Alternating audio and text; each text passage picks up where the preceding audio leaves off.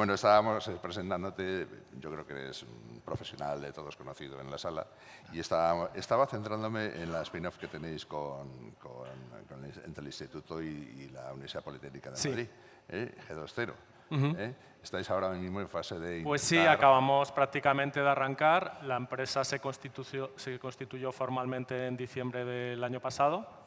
Y bueno, realmente acabamos de incorporar al primer personal, ¿de acuerdo? Y empezar la actividad. Voy a poner unas pequeñas transparencias al final al respecto. Y bueno, solo contaros pues, la actividad que venimos llevando. Me dicen de la organización que tienes que acortar tu presentación, que si no te arrestan. Vale, de acuerdo, intentaré ir rápido.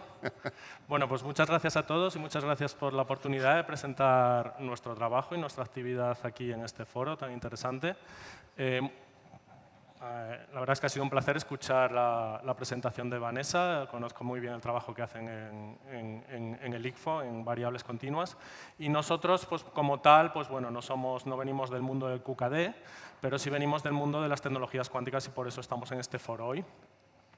En particular, estamos en el Instituto de Micro y Nanotecnología del CSIC. El grupo lleva unos 25 años desarrollando tecnologías semiconductoras y resulta que estas tecnologías semiconductoras tienen varias ventajas para QKD y para otras aplicaciones como vamos a ver ahora. El título de mi charla se llama Plug and Play Single Photon Sources porque bueno, pues este tipo de fuentes individuales de un solo fotón, pues no existen como tales. No existen como tales comercialmente. Hay alguna compañía, igual que mencionaba Vanessa en el caso de variable continua, hay alguna compañía que está desarrollando comercialmente, pero todavía hay mucho para desarrollar y como veremos va a haber un mercado para ellas muy pronto.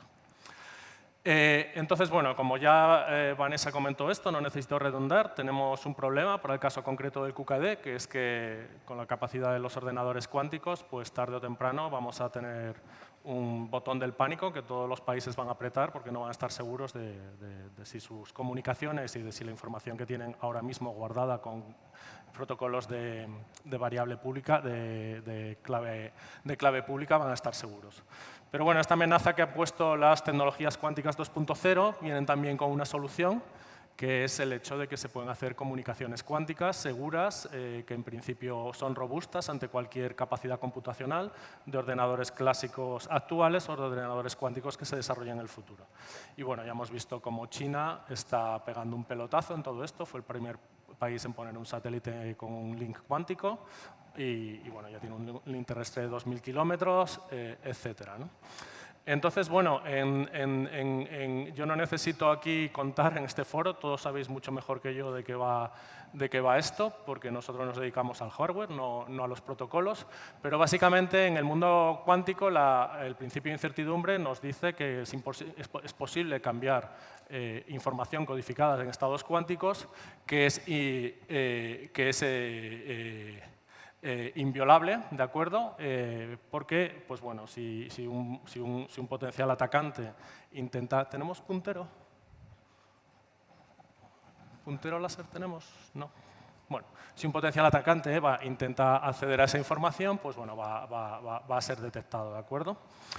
Entonces, con este concepto básico del intercambio de fotones individuales, que en este caso fue los protocolos de variables discretas fueron los primeros que se desarrollaron, pues es posible crear prácticamente todas las primitivas criptográficas, no solo la encriptación de mensajes, sino también pues, autenticación, voto electrónico y sus aplicaciones, online banking, etcétera, ¿de acuerdo? Y para ello, pues bueno, la clave en el caso de varias discretas, como vamos a ver, es tener una fuente de fotones individuales o similar que pueda asegurar esta seguridad cuántica de las comunicaciones. Pero el QKD no es la única aplicación. En el futuro, las comunicaciones cuánticas lo que pretenden es pues aunar, ¿de acuerdo?, más aplicaciones en las cuales estos flying quantum bits, estos quantum dots, pues son intercambiados para aplicaciones, por ejemplo, como distributed quantum computing. Es decir, tenemos ordenadores, near-term ordenadores que no tienen demasiados quantum bits, pues bueno, si este ordenador se puede comunicar cuánticamente con otro ordenador también de pequeña escala, manteniendo la coherencia de las comunicaciones, aplicaciones, pues es una comunicación cuántica que se puede explotar también con single photons, ¿de acuerdo? O otras muchas. Entonces, en este review reciente de Jian Weipang, que fue la persona que puso el satélite desde China, pues él ya se da cuenta que los puntos cuánticos semiconductores, un tipo de tecnología que nosotros venimos desarrollando 25 años en Madrid, ¿de acuerdo? Pues son las fuentes ideales para este tipo de aplicaciones.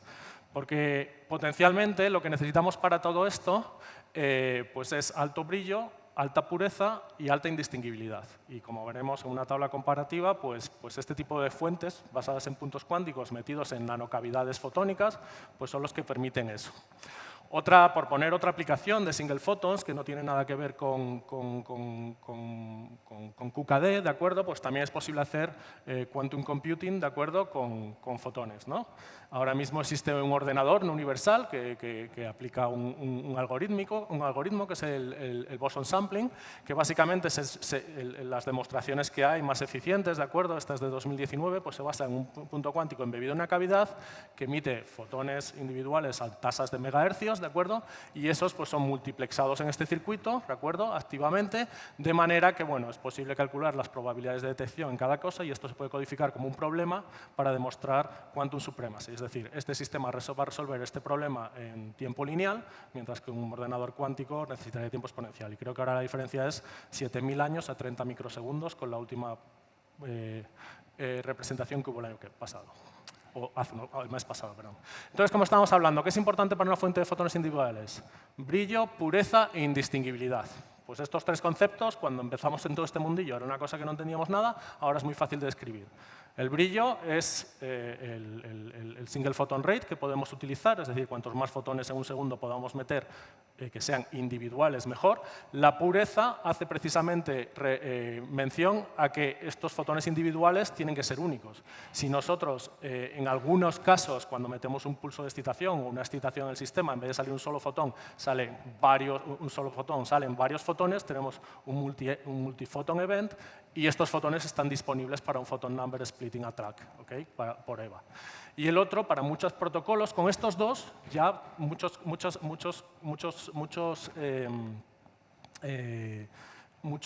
protocolos de variable Bresqueta, como el BB84, B92, etcétera, que ha estado presentando Vanessa, pues ya son suficientes, ¿de acuerdo? Pero existen otros protocolos y otras aplicaciones que necesitan interferencia cuántica, para lo cual además necesitamos que los fotones sean indistinguibles. Por tipo de fuente de fotones individuales, simplificando mucho las cosas, pues el tipo de fuentes que te pueden asegurar esto de mejor manera son aquellas que vienen representadas por este estado cuántico, ¿de acuerdo? No voy a entrar en detalles, un estado de Fock, y es el que de manera natural produce los átomos y los iones, porque los átomos y iones son la fuente de la cuantización. Son los electrones en sus estados discretos, que por el principio de exclusión de Pauli, perdón, yo sí que soy físico, pero el principio de exclusión de Pauli da lugar a los fotones individuales. Pero también existen átomos y iones artificiales, que son los quantum dots, ¿de acuerdo? Y otros. Y luego existen otro tipo de fuentes basadas en materiales o en otro tipo de procesos que no producen estados de Fock, pero que producen una combinación lineal de ellos. Eso es lo que se llama Poisson distribute, o sea, estados que tienen una distribución poissoniana, ¿de acuerdo? Cuando estos sistemas son operados a muy bajo número de fotones, pues la mayoría de los pulsos tienen un solo fotón, pero nunca puedes asegurar con experimentos o con seguridad cuántica confirmada que no tienes más de un solo fotón. Entonces, lo que hay que hacer es a ese protocolo añadirle security checks, añadirle un overhead de procesos para asegurar que esa seguridad se mantiene, que es lo que se llama con weak pulse lasers, que obviamente es muy fácil, coger un láser muy bueno, muy alto rate, atenuarlo con un filtro y luego modularlo de manera que aseguramos la seguridad, pues lógicamente es una aplicación de bajo coste. Pero existen otras consideraciones prácticas, ¿de acuerdo? Y dado que la única aplicación no es QKD, pues también tenemos que pensar en el tamaño de esa fuente, ¿de acuerdo? Y también en la temperatura, que creo que ya vais discutiendo. Entonces, para el tema de átomos, pues está claro, se empieza aislando un átomo, ¿de acuerdo? En ese caso, en una cámara de ultra alto vacío, que se puede acabar haciendo, si se quiere miniaturizar, en un chip, ¿de acuerdo? Para el caso de las fuentes que dan lugar a variables discretas, a variables continuas y a single photons por parametric down conversion, pues también se empieza con una mesa óptica y se van miniaturizando los componentes hasta llegar a tamaños de milímetros, ¿de acuerdo? Pero bueno, hoy en día toda la electrónica, ¿de acuerdo?, se basa en sistemas de estado sólido, porque los sistemas de estado sólido se definen por nanómetros, cientos de nanómetros y como máximo 1 o 2 micras. Y ahí es donde la verdadera ventaja de la miniaturización existe, ¿de acuerdo? Y aquí, pues bueno, hay varios sistemas de estado sólido compitiendo. Están los puntos cuánticos, que son inclusiones de un semiconductor dentro de otro semiconductor al cual se le puede acceder con luz, con carga, con campo magnético, etcétera, manipular como cualquier otro material, ¿de acuerdo? Como cualquier LED de los que tenemos, ¿de acuerdo? Cualquier láser de semiconductor, y otros como defectos en sólidos, que son las famosas vacantes de nitrógeno en diamante, o los famosos 2D materials que ahora están muy de moda. Pero bueno, aquí tenemos la famosa tabla comparativa y vemos que a día de hoy, bueno, 2019, estos son los mejores rates de single photons que ha dado todos estos sistemas, y los quantum dots ganan en todas las categorías menos entanglement fidelity, que todavía lo dominan los sistemas de parametric down conversion. Entonces es por ello que Jing-Wei Pan, que puso un sistema de parametric down conversion para hacer entangled photon pairs en el espacio, pues ahora está considerando la idea de hacer todo esto con puntos cuánticos, ¿de acuerdo? Y bueno, pues obviamente, como he dicho, pues para el caso de QKD, brightness and purity con variables discretas en el BB84 y en algunos otros, lo que necesitamos es brightness and purity lo máximo que podamos, ¿de acuerdo? Eso nos asegura el máximo secure key rate y al final el cliente va a pagar seguridad y cuántas claves puede mandar por segundo, ¿de acuerdo? Y las claves que puede mandar por segundo van a depender de eso, del brightness y el purity. Entonces, esta comparativa, que es realmente el 25 de abril de 2022, ¿de acuerdo? De Viena nos viene, ¿de acuerdo? Compara las fuentes de fotones individuales basadas en puntos cuánticos que podemos fabricar previsiblemente, pues con el sistema más barato que existe y el más conocido, que es el de Weak Pulse Lasers, ¿ok? Y vemos que, bueno, que para eficiencias de colección, pues bueno, con un 1% de eficiencia de colección, ya para determinada distancia, ya ganamos en este protocolo, ¿de acuerdo? Con 100% alzaríamos varios órdenes por encima, 3 órdenes por encima, ¿de acuerdo? Pero bueno, para todos los demás casos y protocolos, pues vemos que, bueno, tenemos que aumentar la eficiencia de las fuentes, en este caso hasta un 30%, para superar el security key rate de los sistemas existentes. Entonces, bueno, un poco la idea de nuestra investigación, de la de nuestros peers en nuestro campo y de la empresa, es fabricar precisamente esa fuente, la fuente ideal de single photon sources basada en quantum dots, que todo el mundo está esperando, especialmente pues, bueno, los clientes que la necesiten. Habrá gente que necesite cosas de más bajas prestaciones, ¿de acuerdo? Y bueno, esta es la aplicación típica, por ejemplo, si nos salimos de QKD, pues queremos hacer Integrated Quantum Photonics para cualquier operación cuántica, ¿de acuerdo?, con fotones. Y bueno, vamos a necesitar varios puntos cuánticos en un circuito fotónico integrado. Entonces el tamaño de todo esto es de unas pocas cientos de micras y las fuentes pues tienen que estar acordes, ¿de acuerdo? Entonces, pues con esto, pues es con los presupuestos en los cuales G20 y nuestro grupo empezó en 2015 con una nueva aventura, y fue la de resolver este gap que había en el desarrollo tecnológico, ¿de acuerdo? Fuentes que tuviesen accionamiento eléctrico, que es lo que necesitamos aquí, porque necesitamos a cada uno de estos puntos cuánticos conseguir que emitan un fotón. Si tenemos que poner un láser en cada uno sincronizado, pues el alineamiento va a ser un infierno. Lo mejor es ponerle 2 contactos, darle un pulso a ese contacto y que salga luz. Pues ese Quantum LED ya lo hizo Toshiba en 2002 y lo patentó, ¿de acuerdo? Luego queremos que el brillo sea alto. Para tener brillo alto, lo que necesitamos es sacar los fotones del semiconductor, y para eso tenemos que vencer el contraste de índice que existe entre el aire y el semiconductor y acoplarlo a fibra. Pues para eso tenemos la nanofotónica. Podemos hacer todo lo que queramos. El problema es mezclar nanofotónica con esa inyección de carga. Al poner agujeritos, al poner un entorno nanofotónico, cambiar las propiedades dieléctricas, la carga no penetra donde está el punto cuántico. Y los resultados que había, la gente abandonó esta línea básicamente porque la resistencia óhmica de este tipo de estructuras no permiten hacer el accionamiento eléctrico dentro de un entorno nanofotónico. Y lo tercero que necesitamos, bueno, pues si tenemos diferentes fuentes y eventualmente en el futuro queremos que sean indistinguibles, necesitamos que sean todos iguales. Entonces tenemos que tener cierta capacidad de sintonización. Y este componente sí que estaba en en la literatura se conoce que se puede hacer dentro de una cavidad nanofotónica esta sintonización de la longitud de onda de los single photon emitters. Pues bueno, faltaba encontrar un dispositivo que solventase este problema, este bottleneck que teníamos aquí en medio. Y bueno, básicamente el problema se solventó, pues en vez de haciendo un sistema de 2 terminales, como puede ser este, que tiene un contacto positivo y un contacto negativo, pues haciendo un sistema de 3 terminales, en el cual tenemos un diodo que emite luz clásica con sus 2 terminales. Esta luz clásica es absorbida por el diodo cuántico, que lo convierte en single photons. Aquí están los puntos cuánticos, ¿de acuerdo? Es un bombeo electroóptico, porque yo a esto solo le tengo que poner 2 contactos, no necesito ninguna fuente exterior, está embebida para que los single photons salgan. Entonces, en 2017, a 2 grupos, con Berlín tenemos mucha colaboración y a Toshiba siempre se le ocurre todo, pero justo antes de que esto saliese, pues a mí también se me ocurrió una configuración vertical y rellenamos una patente que bueno, está patentada ya en esos países, ¿de acuerdo? Bueno, pendiente en Japón y Corea, pero en Estados Unidos. Y básicamente pues nos pusimos a desarrollarlo, ¿vale? A ver cómo funcionaba esta idea que nadie se le había ocurrido y eso es bueno, lo que venimos haciendo. Y entonces aquí tenéis pues, el tamaño típico de la fuente, ¿de acuerdo? Que es una fuente que tiene unos 25 micras, ¿de acuerdo? De diámetro, ¿de acuerdo? Aquí estarían los puntos cuánticos, ¿de acuerdo? Y bueno, pues aquí tenéis, este es el epitaxial layout, los puntos cuánticos que son de un tipo de material rodeado por otro tipo de material y otro LED debajo que bombea al anterior. Pues bueno, este tipo de configuración te da lugar a varias ventajas, ¿de acuerdo?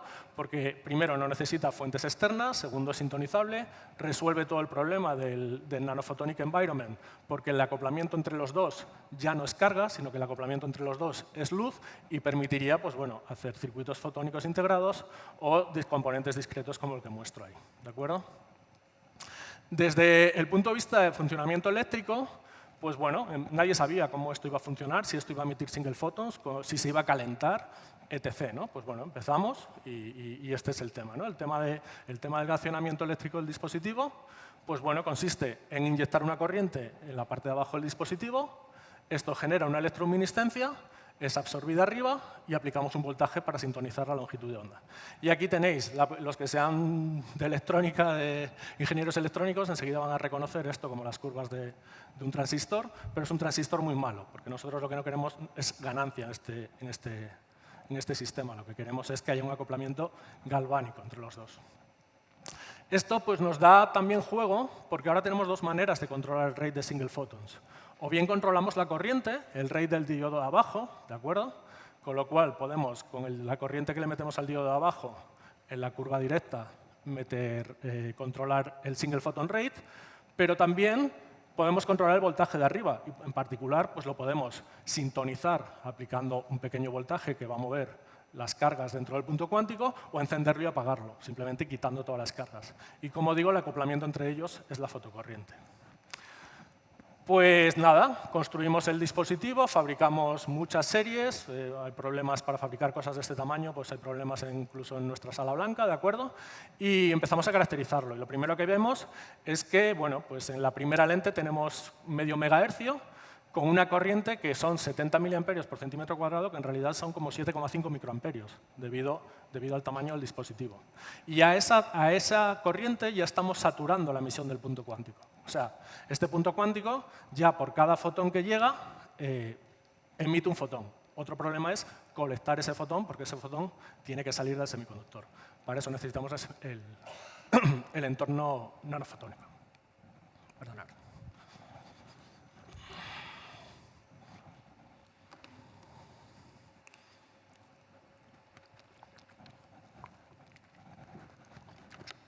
Y nada, lo siguiente era, bueno, yo tengo experiencia ya de 20 años haciendo esto. ¿Esto es realmente una fuente de fotones individuales? Pues se hace este experimento, que algunos de vosotros habréis visto por ahí en los reviews y tal, que es el photon anti-bunching, que lo que te dice es que, bueno, que cada vez que emite un fotón, lo que sale es un solo fotón del dispositivo en el modo en que estamos mirando, ¿de acuerdo? Y como digo, alcanzamos una pureza, típicamente es 0, debería ser 0 teóricamente, 0,5 es lo que te daría una fuente, 1 es lo que te daría una fuente poissoniana, 0,5 ya las cosas empiezan a ser cada vez más efectos multifotónicos y nosotros estamos pues, como 2 órdenes de magnitud por debajo, a 7,5 microamperios de bombeo. ¿De acuerdo? Pues bueno, muy contentos. Pensamos que esto no lo había visto nadie, ¿de acuerdo? La gente que había intentado esto pues, mostraba datos mucho peores. Y lo siguiente era pues, bueno, demostrar que efectivamente se podía sintonizar. Y efectivamente aquí veis cómo manteniendo la corriente abajo en la última transparencia, variamos la corriente a voltaje fijo y no hay sintonización. Variamos el voltaje a corriente fija del diodo de abajo y somos capaces de sintonizar la longitud de onda. Esto es un efecto que se llama efecto Stark, que le pasa a los átomos y a los átomos artificiales.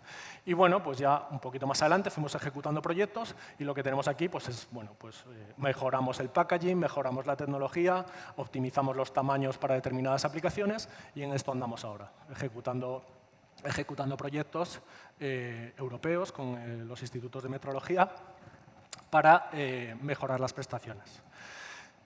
Pues bueno, tenemos alta pureza, tenemos accionamiento eléctrico, tenemos sintonizabilidad, ahora tenemos que aumentar el brightness, porque para nosotros competir, lo único que podemos competir es con brightness, con precio es difícil competir. Y bueno, eso más o menos está resuelto en la literatura, mucha gente diseña elementos nanofotónicos para aumentar el brillo de sus fuentes. Nosotros tenemos la ventaja que como lo tenemos todo embebido, no necesitamos acceder por la superficie con un láser, como un bombeo óptico. Entonces podemos utilizar la superficie como espejo y utilizar esto como cavidad óptica. Una cavidad óptica híbrida que hemos estudiado, hemos caracterizado, hemos encontrado los sweet points y los bad points de esta cavidad y ahora lo que estamos es fabricándola. Entonces, bueno, no voy a entrar más en detalles de esto, creo que no es relevante, solo que sepáis que bueno, estamos trabajando en ello todo desde España. Esto sí que es tecnología española 100%. Y G2.0 nació en este entorno, en mitad de la pandemia, porque creímos, bueno, tenemos una patente, las cosas van razonablemente bien. Vanessa ha dicho cómo está el entorno, pues tenemos que lanzarnos, ¿no? Y G2.0 nace para comercializar este tipo de fuentes, plug and play ultracompactas, capaces de trabajar de manera desatendida en condiciones adversas.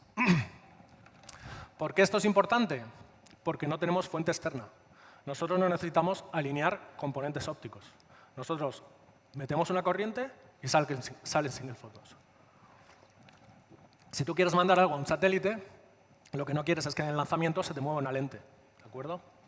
Esto es un dispositivo monolítico que tiene todo dentro, ¿de acuerdo? No necesita a un operador. Tú enciendes la fuente y ya está, ya empieza a funcionar. Si funcionó en nuestra factoría, tiene que funcionar en la casa del cliente, ¿de acuerdo? Habrá que ver por cuánto tiempo, obviamente, ¿no? Pero en eso estamos, ¿no? Y están basadas en materiales y tecnologías microelectrónicas que están probadas, los semiconductores. Pues nada, simplemente una hoja de ruta de en qué estadio estamos. Esto fue como lo que estuvimos haciendo con los proyectos europeos de investigación. En 2016, finales de 2016, solicitamos la patente europea. Luego solicitamos la PCT, fuimos mejorando los diseños, ejecutamos 2 proyectos europeos de la Euramet, ¿de acuerdo?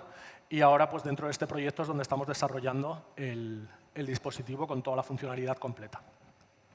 Por otro lado, pues bueno, empezamos con el emprendimiento, ¿de acuerdo? Hicimos un programa de mentorazgo, donde en plena pandemia desarrollamos el plan de empresa. Tuvimos la suerte de que todo este dinero que ha venido de Europa con los fondos de recuperación, el CSIC lo ha vertebrado en una plataforma que es la plataforma QTEP, que nos va a permitir dentro del grupo adquirir la infraestructura necesaria para hacer escalado de este tipo de tecnologías semiconductoras, porque nosotros estamos preparados para fabricar una cosa una vez, 5 veces, 10 veces. La empresa nace para bajar los costes, escalando la producción, externalizando todo lo que haga falta para fabricar esto de manera reproducible, vendible y a un coste razonable. Y en eso está la empresa. La empresa hizo la constitución en diciembre de 2020 y en la primera convocatoria TNOTEC que nos pudimos presentar, nos presentamos, quedamos en la 7ª posición y ya hemos empezado a contratar personal. Estos son los fundadores, somos 3 científicos, 2 de mi instituto y 1 de la UPM. Tenemos una empresa que nos participa y nos ayuda con todo esto y un business angel con una reputación muy grande aquí en el mundo de la gran empresa de Madrid y de España. Y nada, y estamos abiertos a inversores, a colaboraciones, a todo lo que creáis que nosotros podemos aportar en vuestros proyectos empresariales, vuestros proyectos con la administración. Creemos que podemos aportar valor. Hemos hecho el primer proceso de selección personal. Tenemos a Javier y a Rory ya trabajando al 100% en nuestras instalaciones. Javier viene de Alter Technology y conoce perfectamente el mundo del espacio. Ahí nos puede dar lecciones a todos. Y Rory Cahill, pues bueno, es un chico que ha hecho la tesis en el Tyndall National Institute en Irlanda y antes de venir con nosotros estuvo trabajando con Intel y sabe un montón de fabricación, que bueno, es lo necesario para hacer las cosas bien. Tenemos tecnología, tenemos mercado y bueno, nosotros también hemos hecho nuestros research de estudios de mercado y efectivamente las cifras de 5.000 son conservadoras. Lo que nosotros normalmente decimos es que single photon sources de este tipo se espera que se vendan 10.000 al año en 2030 y con una cuota del mercado muy modesta del 3%, en estos tres tipos de aplicaciones pues la empresa sería más que viable, esperamos. Y nada, esto es todo lo que os quería contar. Muchas gracias por la oportunidad, muchas gracias por vuestra atención y espero que nos contactéis para poder colaborar en todo lo que queráis. Muchísimas gracias. Muchas gracias, Benito. Muy amable. Os deseamos suerte en la aventura, en esta aventura con la compañía y bueno, esperamos que esto se desarrolle.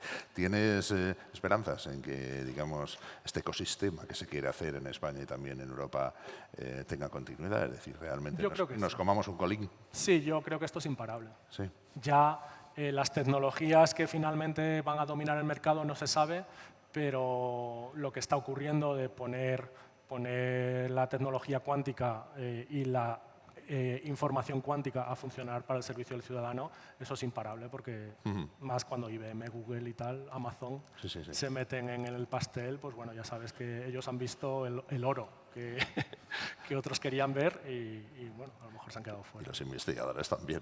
Sí, los investigadores ahí estamos. Claro, y hombre, bueno, claro. Nuestra labor de solo, transferencia, pues no sí, solo de investigadores vive el hombre, ¿no? no De investigar vive el hombre, ni el investigador. No, desde luego que no.